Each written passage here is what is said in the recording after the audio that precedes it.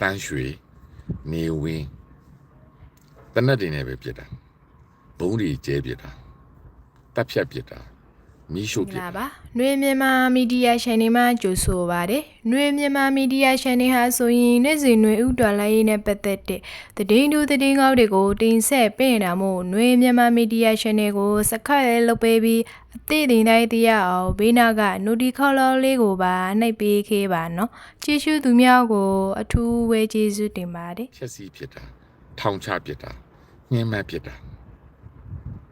အဲ့ဒါတွေထောက်လျှောက်လုပ်ခဲ့တယ်သဘောတူပါသလား yes or no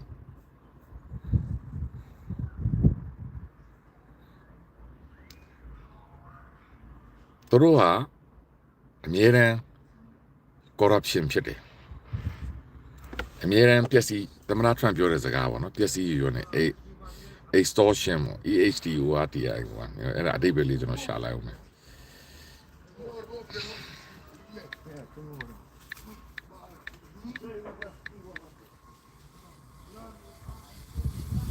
6လန့်တောင်းယူတယ်ပေါ့ extortion ဖြစ်တယ် corruption ဖြစ်တယ်ပြီးတော့လူတွေကိုတပ်ပြက်ဖြစ်တယ်အဲ့တော့မြန်မာနိုင်ငံမှာရှိတဲ့ခေတ်အဆက်ဆက်မင်းအောင်လှိုင်တို့အုပ်စုနောက်ဆုံးလေအဲ့ဒီပုံစံနဲ့ပဲအခုကျွန်တော်တို့အာဏာကိုလူယူသွားတာပြောချင်တာကဒေါ်ဆန်းစုကြည်နဲ့နိုင်ငံရေးကျင်းသားတွေအကုန်ဖမ်းတယ်တိုင်းပြည်အစိုးတရားဝင်အစိုးရကိုဖမ်းဆီးတယ်ဆန္ဒပြတဲ့ပြည်သူတွေကိုနှစ်ဖူးတက်တဲ့ကိုစနိုက်ပါနဲ့ပစ်တယ်ចောင်းသားတွေကိုပြီးတော့ဘုံတွေနဲ့ကျဲတယ်အခုမီးတွေနဲ့ရှို့တယ်တနိုင်ငံလုံးမှာတပ်ဖြတ်တယ်ဖမ်းဆီးတယ်ထောင်ချတယ်ညှဉ်းပန်းတယ်ဒုံနဲ့ရိုက်တတ်တယ်အဲ့ဒီအချိန်မှာဘယ်သူမှ war crime ဆိုပြီးတော့ရေးယူဖို့မစင်စားကြဘူးဟုတ်တော့မလားဒါပေမဲ့အာဏာရှင်တွေကအဲ့ဒါကိုမှန်တယ်ဆိုပြီးတော့ပဲအခုမရှက်မကြောက်လွတ်တော်ခေါ်ပြီးလွတ်တော်မှာသမ္မတတော်တက်လုံနေကြတယ်အဲ့ဒီသွေးစွန်းနေတဲ့လက်တွေအားလုံးဒီအယက်သားပုံစံနဲ့အခုလူကြားထဲမှာသူတို့ကိုယ်သူတို့ဂုဏ်ယူနေကြတယ်မှန်ပါသလား yes or no မှန်ပါသလား yes or no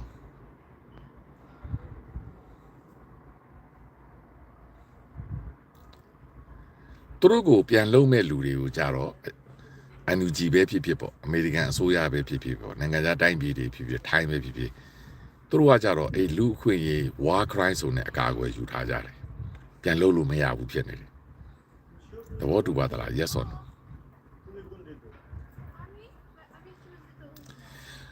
သူတို့ကိုပြန်လုံးမဲ့ PDF ပဲဖြစ်ဖြစ် NUG ပဲဖြစ်ဖြစ်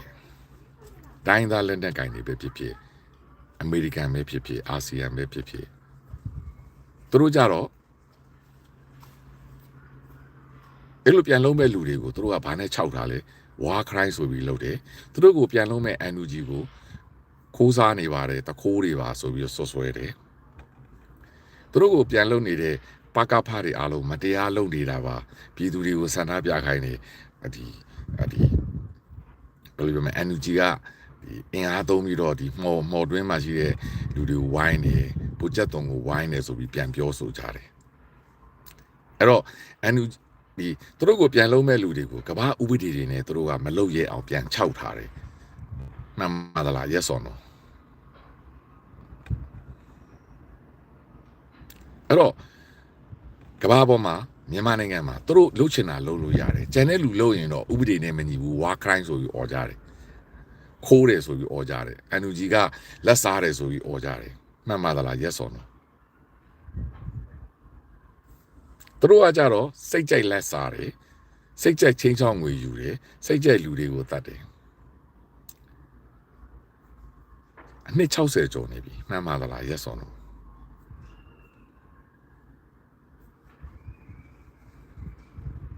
မှန်ပါသလား yes or no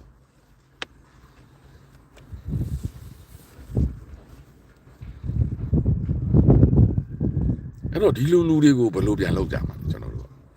ဒူးထောက်ပြီးတောင်းပန်မလားသူတို့နဲ့နိုင်ငံရေးဆွေးနွေးမလားသူတို့နဲ့ပြေလျောက်သူတို့အောက်ကိုဝင်မလားအညံ့ခံမလား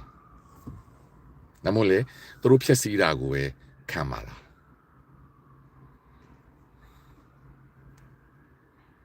အဲ့ဒါဒီနေ့အမေရိကန်သမ္မတကြုံနေရတဲ့ပြဿနာပဲ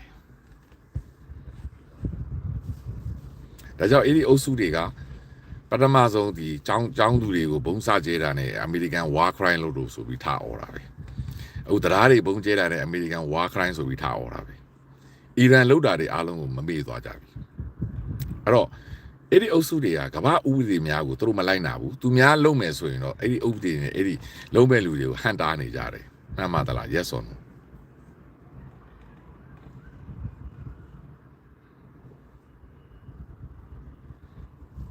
အဲ့တော့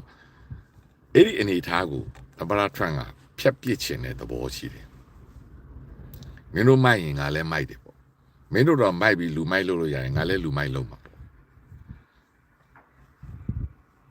ဒါကြောင့်သမ္မတထရန့်ရဲ့စကားဟာအလွန်အမတန်ကြောက်စရာကောင်းတယ် civilization ဆိုတဲ့ယဉ်ကျေးတဲ့လူအဖွဲ့အစည်းကိုဖျက်ဆီးလိုက်တော့မှာပြောချင်တာက war crime တွေလူအခွင့်အရေးတွေလာမပြောနဲ့မင်းတို့ရန်လို့ရင်ငါလည်းရန်လို့မှာပဲမင်းတို့အရသားလို့ရင်ငါလည်းလုံးမှာပဲ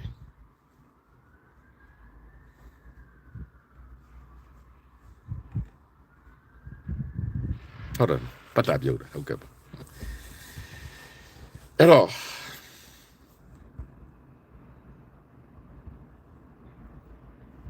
ဟုတ်တယ်မအခုအဲ့ဒီအနေထားကိုသမ္မတထရန့်ကပြောနေတာမင်းတို့လှုပ်ချင်တာလှုပ်တယ်ကမ္ဘာရေနံကို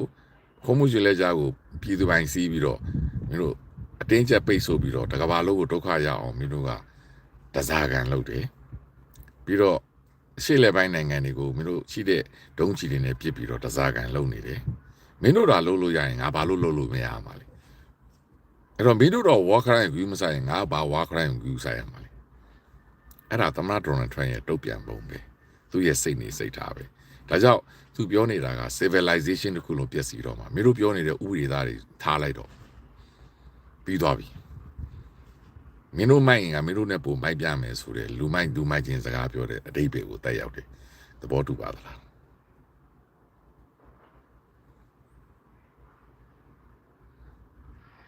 အားကြောင့်လေမြန်မာနိုင်ငံမှာမင်းအောင်လှိုင်တို့အဲ့ဒီပုံစံနဲ့အာဏာယူထားတာလေကျွန်တော်တို့ဘလို့မှလုပ်လို့မရသူတို့လုပ်တဲ့များဟာကဘာမှာဘယ်သူမှလည်းရေးမယူ ICC ဆိုတာလည်းအခုတည်းကလေပဲရှိတယ်နောက်10နှစ်ပြည့်မလား ICJ တော့ဥပဒေနည်းနည်းရှိနေပြီလေဟုတ်တယ်မလား ICJ တော့အခုဆိုရင်10နှစ်ပြည့်တော့မယ်ဟိုရေးယူကိုအဝေးကြီးရှိစီအဲ့ဒါနဲ့သူတို့ကစားနေတာအဲ့ဒီကြားထဲမှာသူတို့လုံနေတယ်ပြီးတော့သူတို့ကတတ်ချင်တယ်လို့တတ်တယ်ဖြတ်ချင်တယ်လို့ဖြတ်တယ်ဥပဒေကိုချိုးဖောက်တယ်ပြီးတော့အရက်သားဖို့ဆိုပြီးလွှတ်တော်မှာတတ်ထိုင်တယ်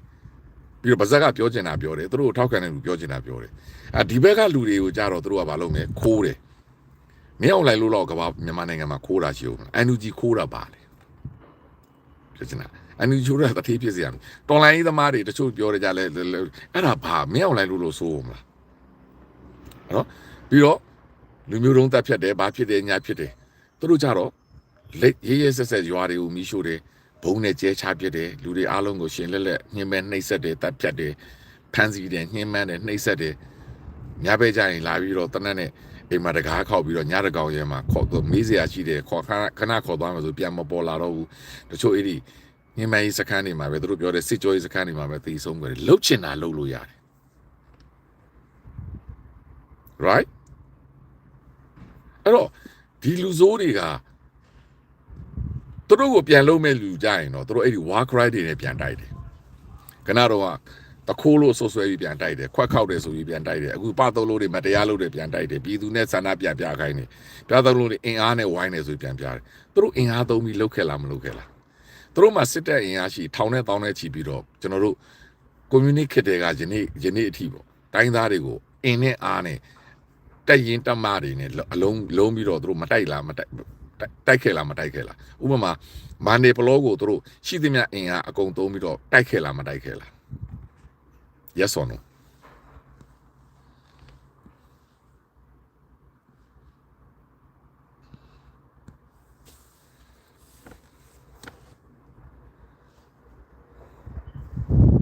ဟုတ်တယ်လေဟုတ်တယ်မလားသူတို့အခုဘိုးချက်တုံကိုကျွန်တော်တို့ကအင်အားနဲ့တဝိုင်းနေအခုဒီသူတို့ပြောနေတယ်ဗာလဲအခုဗာလဲရေနံပေါ်ကိစ္စမကွေးတိုင်းမှာ NUG ကအလုံးကြီးနဲ့သူတို့ကအဲ့လိုအလုံးကြီးနဲ့မဝိုင်းခဲ့ဘူးလားဘာမှအတူတချောင်းမရှိတဲ့ចောင်းသားခေါင်းဆောင်တွေကိုအိမ်တွေကိုတနက်နဲ့ရက်ွက်ထဲမှာစစ်ကားကြီးတွေ4 5 6စီးရဲကားတွေအပြည့်တနက်တွေအပြည့်နဲ့ဝိုင်းခဲ့လားမဝိုင်းခဲ့လား yes or no ဘာမှတနက်တချောင်းမှာအတူတချောင်းမရှိတဲ့ကလေးတွေကိုဘယ်ကလာမှမသိနဲ့စနိုက်ပါနဲ့နဖူးတက်တဲ့ကို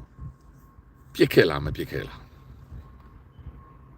ကျဲစင်လေးပေါ့ဥပမာမန္တလေးတိုင်းကကျဲစင်လေးဆိုရင်ဒါ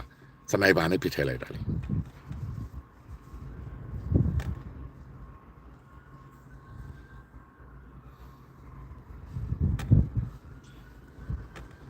မှန်လားမမှန်လားအဲ့ဒါကိုကျွန်တော်တို့ကဘာကိုကျွန်တော်တို့ကစိတ်ထက်ချနေတာမနေ့ကသတင်းစာရှင်းလင်းပွဲမှာသမ္မတထရန့်ကပြောတယ်အီရန်ပြည်သူတွေတော်လှန်တဲ့ပြည်သူတွေကိစ္စနဲ့ပတ်သက်ပြီးဟုတ်တယ်တဲ့အဲ့ဒီအီရန်ပြည်သူတွေကိုတဲ့ငါဘလို့တော်လှန်ရေးလုပ်ပါလဲတဲ့အိမ်ပြင်ထွက်လာတာနဲ့တနက်နဲ့ပြစ်တက်နေတာတဲ့ဆန္ဒပြတဲ့လူငယ်တွေကိုတဲ့ဆန္ဒပြတဲ့လူတွေကိုတဲ့နှစ်ဖူးတက်တဲ့ကိုစနိုက်ပါနဲ့ပြစ်တယ်တဲ့ဘယ်ကနေမှမသိပေတဲ့ဒီနှစ်ဖူးတက်တဲ့ဒီနေရာပေါ့မျက်လုံးနှလုံးကြားဒီနေရာကိုတဲ့ပြစ်နေတာတဲ့အော်ပြီးခဲ့တဲ့ဆန္ဒပြပွဲမှာလူတောင်းနဲ့ချီပြီးသူတို့တတ်ထားတယ်အခုလေလမ်းပေါ်ထွက်ရဲတဲ့ကောင်ထွက်လာတဲ့ဆန္ဒပြရင်ပြတ်တတ်မယ်ဆိုတော့ချိန်ချောက်ထားတယ်တဲ့ဒါကြောင့်ငါဒါမင်းညသမ္မတထရန့်ပြောရတာနော်ငါအနေနဲ့အဲ့ဒီအီရန်ပြည်သူတွေကိုလမ်းပေါ်ထွက်ပြီးဆန္ဒပြခိုင်းတာသဘောမတူဘူးတဲ့မထွက်နဲ့တဲ့ထွက်ရင်သိကုန်ပါတဲ့အဲ့တော့အီရန်ပြည်သူတွေကငါ့ကိုပြောနေအဲ့ဒါတော့သူပြောတာသူ့တကားပေါ့လေဟုတ်အီရန်ပြည်သူတွေကငါ့ကိုပြောဆိုနေတယ်ပေါ့ဘာပြောဆိုနေလဲဆိုတော့သမ္မတထရန့်စစ်ပွဲကိုမရက်လိုက်နဲ့ဘုံစက်ကျငါတို့အိမ်သားကိုလည်းကျဒီကောင်တွေကိုအပြက်တဲ့ဒါတော့သူ့အတူဆွဆွဲတာပေါ့အဲ့ဒါမျိုးညာကပြောဆိုသွားတာသမ္မတထရန့်ပြောတဲ့အဲ့ဒီနှစ်ဖူးတက်တဲ့ကိုစနိုက်ပါနဲ့ပြစ်တယ်ဆိုတဲ့ကိစ္စမြန်မာပြည်မှာအီရန်မှာတော့ဖြစ်မဖြစ်ကျွန်တော်လည်းမတွေ့ခဲ့ဘူးเนาะကျွန်တော်တော့မသိဘူးသမ္မတထရန့်ကပြောတာဒါပေမဲ့မြန်မာနိုင်ငံမှာမင်းအွန်လိုင်းတို့တကယ်ပြစ်ခဲ့တယ်ဆိုတာကျွန်တော်တို့အားလုံးသိတယ်သဘောတူပါသလား yes or no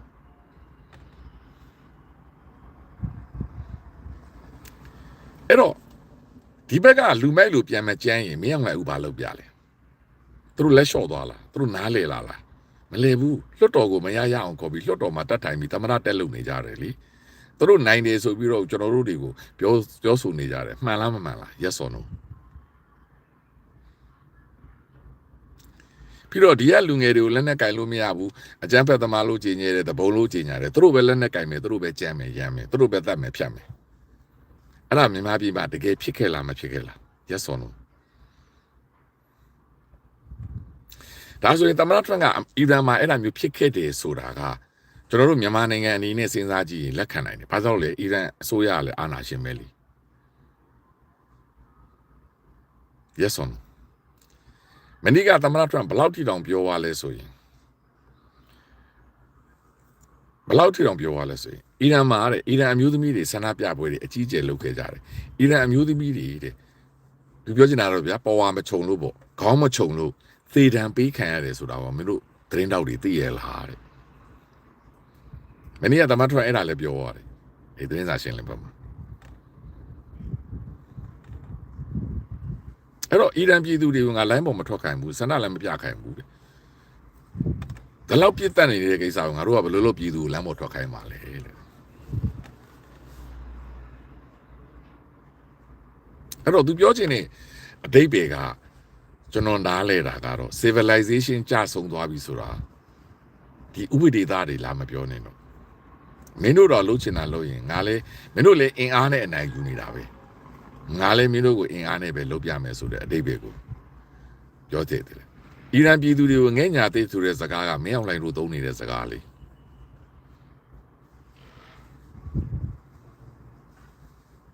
ပြောချင်တာက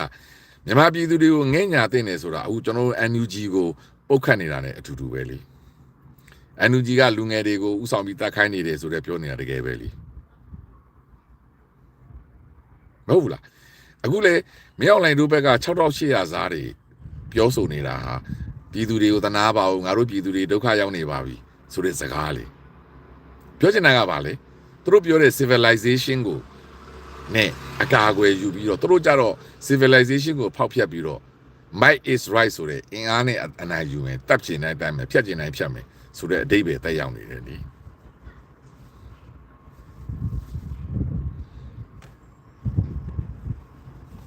အဲ့တော့သူပြောချင်တဲ့အဓိပ္ပာယ်က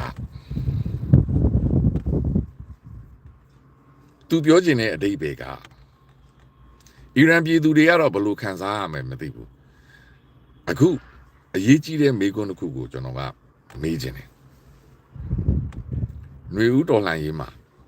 ယနေ့ဖြစ်နေတဲ့အနေအထားအရအမေရိကန်သမ္မတဒေါ်နယ်ထရန့်ကမင်းအောင်လှိုင်ကိုဝန်နေထုတ်ပြီး civilization ပျက်စီးအောင်လုပ်မယ်မင်းအောင်လှိုင်ရှိသမျှ target တွေကိုဒီညဘုံလာကျဲမယ်တချို့ပြည်သူလည်းထိခိုက်နိုင်တာပေါ့နော်ဘုံလာကျဲမယ်မင်းအောင်လှိုင်တို့အပြက်ဖြက်စီးမယ်အမှုတ်ကျိတ်ပြစ်မယ်လို့သမ္မတဒေါ်နယ်ထရန့်ကကျင်းပြီးလာလုပ်တယ်ဆိုရင်ယနေ့မြန်မာနိုင်ငံမှာရှိတဲ့ပြည်သူတွေဘယ်လိုသဘောရလဲသဘောတူပါသလား yes or no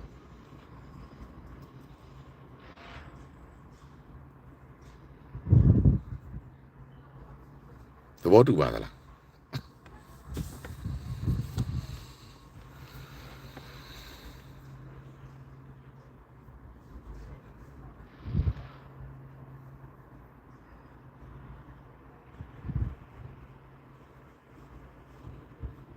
အီရန်ပြည်သူကတော့ကျွန်တော်မေးလို့မရဘူးလေကျွန်တော်အီရန်ပြည်သူတွေကိုလည်းလိုက်လွှင့်နေတာမဟုတ်ဘူးလေအီရန်ပြည်သူနဲ့ကျွန်တော်မြန်မာနိုင်ငံပြည်သူတွေကလည်းအီရန်ပြည်သူလိုပဲအာဏာရှင်အောက်မှာရဲရဲဆက်ဆက်ဖိနှိပ်ခံနေရတယ်ဒီပြီးခဲ့တဲ့9နှစ်မှာအာဏာရှင်ဒီလုံးဝတပြားမှမလျှော့ဘူးအယက်သားတွေမှန်သမျှကိုပုံကျဲတယ်အယက်သားတွေကိုတစားကန်လုပ်တယ်အယက်သားမှန်သမျှတွေကိုရဲရဲဆက်ဆက်တက်ဖြစ်တယ်အရှင်လက်လက်မီးရှို့ဖြစ်တယ်အရှင်လက်လက်ရဲရဲဆက်လုပ်နေခဲ့တယ်အဲ့တော့အဲ့ဒီအတွက်သမ္မတထရန့်ကကဲမင်းအောင်လှိုင်မင်းတို့အရန်လိုနေပြီအဲ့တော့ civilization ရမင်းတို့ငါဒီညဘုံလာကျဲပြီပြောချင်တာကဒီသူပြောသလို war crime လဲငါကူးမဆိုင်ဘူးမင်းတို့တော့ကူးမဆိုင်တာအဲ့ဒါမျိုးသမ္မတထရန့်ကအခုအီရန်ကိုကျင်းတယ်လို့မျိုးဒီညတကောင်ရံမှာအမေရိကန်စစ်လျင်ပေါင်းယာနဲ့ချီပြီးတော့မြန်မာနိုင်ငံမှာရှိတဲ့စစ်အာဏာရှင်ရဲ့ပြစ်မှတ်တွေအားလုံးလိုအပ်ရင်တရားတွေပါအားလုံးဒီနဲ့ဒီပြောတဲ့မီးစက်တွေပါအားလုံးစစ်အာဏာရှင်စစ်စခန်းတွေအားလုံးစစ်ဗိုလ်ချုပ်တွေရဲ့နေအိမ်တွေအားလုံးအကုန်လုံးကိုတပြိုင်နက်တည်းဘုံလာကျဲမယ်ဒီစစ်အာဏာရှင်ကိုအပီးရှင်းပေးမယ်ဆိုရင်မြန်မာနိုင်ငံသားတွေပျော်မလားမပျော်ဘူးလားသဘောတူပါသလား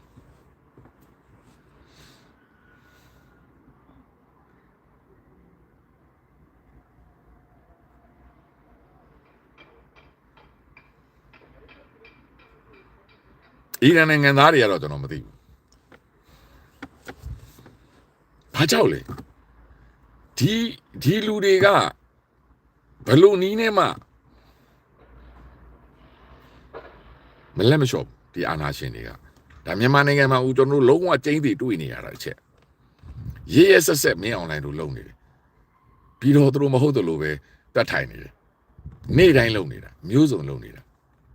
သူများသားသမီးတွေအတင်းပေါ်တာဆွဲပြီးစစ်ထဲသွင်းပြီးသေခိုင်းနေတာအခုသူတို့ပြောတဲ့ဘယ်မျိုးနေရလဲကော့မှုရလားမသိဘူးနံပါတ်1စစ်မှုတန်းပါသွားတဲ့လူတွေကလေးတွေတယောက်မှပြန်မရောက်တော့ဘူးကရင်ပြည်နယ်မှာတော့တဝက်လောက်ပဲပြန်ရောက်အကုန်သေကုန်ပြီဒါတော့စစ်မှုတန်း2နှစ်ပြည့်ပြီလေအမတ်စင်တက်ကကလေးတွေအကုန်သေကုန်ပြီသူတို့သားသမီးတွေကကြတော့ကုမ္ပဏီတွေနဲ့ကြီးပွားချမ်းသာပြီးတော့ဗာလူငယ်ညီလာခံတွေတက်လို့တက်អော်နေကြတယ်အဲ့တော့အဲ့ဒီလူတွေကိုကျွန်တော်တို့ကပန်းနဲ့သပေါက်သလိုဦးသမ္မတထရန့်ပြောသလို civilization ကိုမဖြတ်ဘဲနဲ့ဘယ်လိုလုပ်ကြမှာလဲ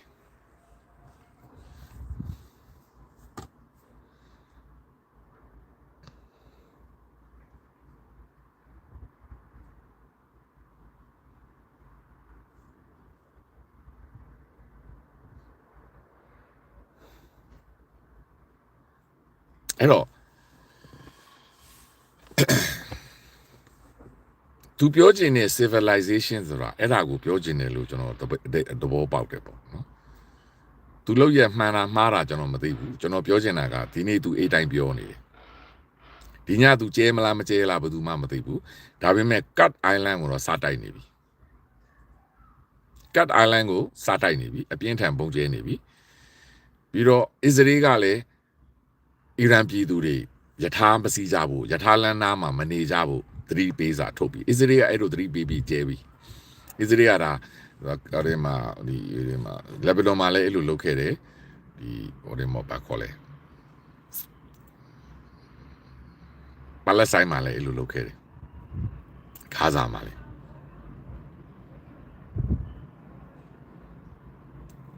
အဲ့တော့